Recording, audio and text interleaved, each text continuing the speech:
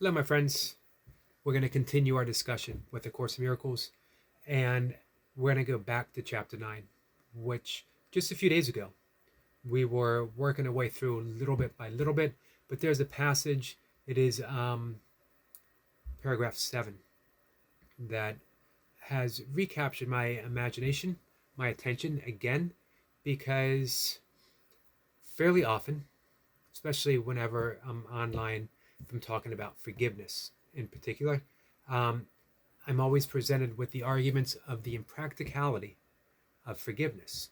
If we forgive, then those actions that caused the grievance or the resentment that's in place will simply happen again. Or we're condoning the behavior, or we're letting them off the hook, or I'm not ready.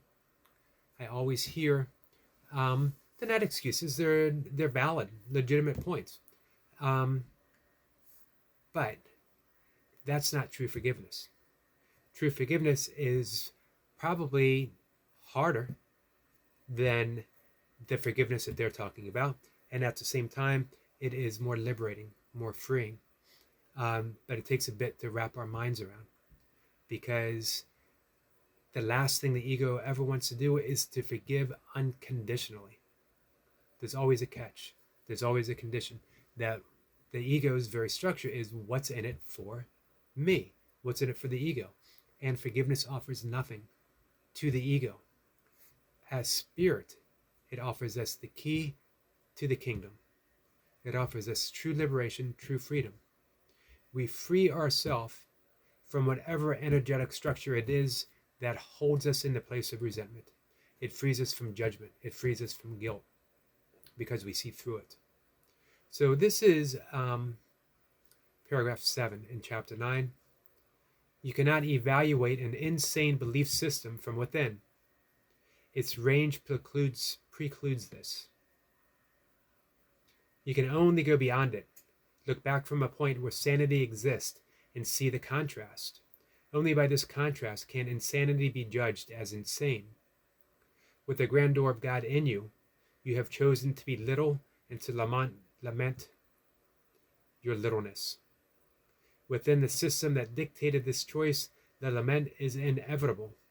Your littleness is taken for granted there, and you do not ask who granted it.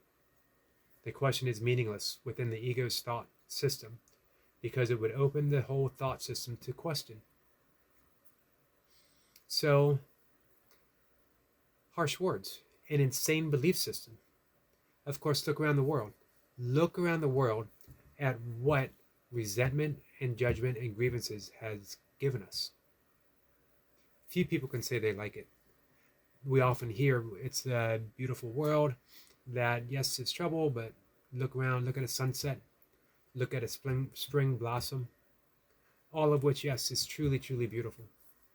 But that beauty pales in contrast to children starving, horrendous wars, crime, people killing each other, neighbors confronting neighbors over political thought systems, causing damage to the very environment in which we claim to love. That's insane. And yet, within that insane belief system, we're looking at it and saying, well, that's life. That's reality. Of course it is, because it's the reality of our perception. Do you want a different reality? Do you want reality, true reality, the only reality there is? There's no versions of reality. Otherwise, it would not be reality. There is the perception, the false belief, and then there's reality. There's the truth. If you want the truth, you can look for the truth. You won't find the truth in an insane belief system. You need to transcend that system. In yoga, it's the 5 kleshas, the afflictions of the mind, the thoughts that entangle us into our view, how we view the world.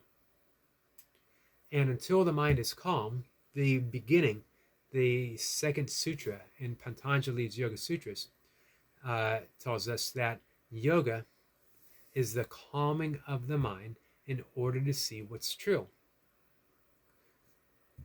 But we're judging what's true by being in an untrue mindset and never bothering to see, to look beyond it. As the Course says, you can only go beyond it. You look back from a point where sanity exists and see the contrast. Only by this contrast can insanity be judged as insane. It's what Einstein said, that you cannot solve the problem with the same mindset that created it. You need a complete paradigm shift. You need that contrast of sanity to see the insane world that we live in.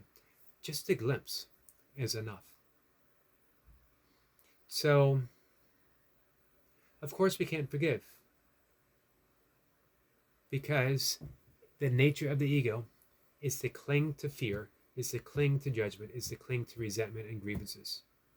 So it's never going to forgive. What do? We surrender to the Holy Spirit, to Jesus, to God, to love, whatever term best works for you. We turn it over. We ask for a miracle. A miracle is a shift in a mindset. I cannot forgive in the mindset that I am in right now. I have that little glimpse of sanity that shows me I cannot forgive within this mindset. However, because I've had this glimpse of sanity, I know it's there. Please show me another way. Even if you don't see it, I've read about it. I've read about it in the Course in Miracles. If it's there, I want to turn this issue over to the Holy Spirit. I no longer wish to be plagued by the symptoms of an unforgiving mind. So, that's it. I wanted to share that with you guys. If you liked the video, let me know.